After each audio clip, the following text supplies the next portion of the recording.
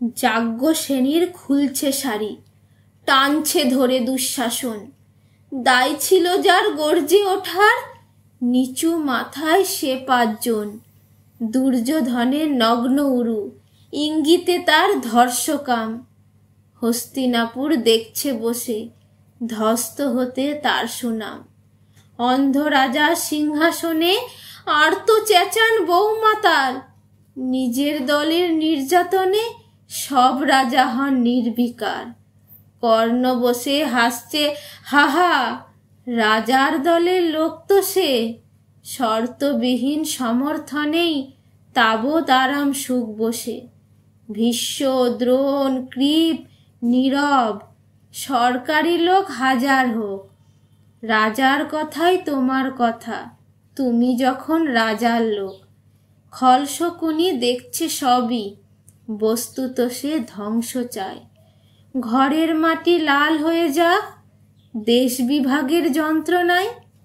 সুশীল সভায় ঘটছে যখন রাজ অপরাধ জঘন্য, ঠিক তখনই তার বিরোধে চেঁচিয়ে ওঠেন বিকর্ণ।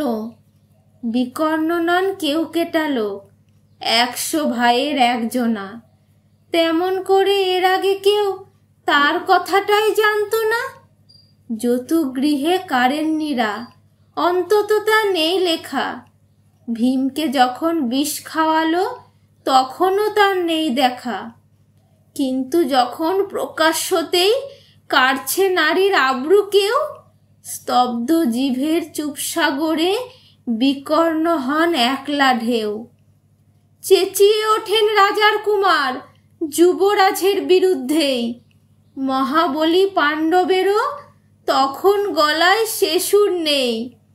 রাজাও যখন নীরব থেকে সায় দিয়ে যায় ধর্ষণে, ঠিক তখনই সমস্ত যুগ বিকর্ণদের সর্ষণে। আমরা যারা কিচ্ছুটি নই, একটি মোটে ভোট কেবল, অত্যাচারের সামনে এলে সঙ্গী শুধু চোখের জল। পোষ্যভাবে যাবনা চেবায়, অন্ধ এবং নিকর্ণ। প্রার্থনা থাক আমরা যেন একবার হই বিকর্ণ। মরার আগে হতেই হবে রাজার সভায় বিকর্ণ।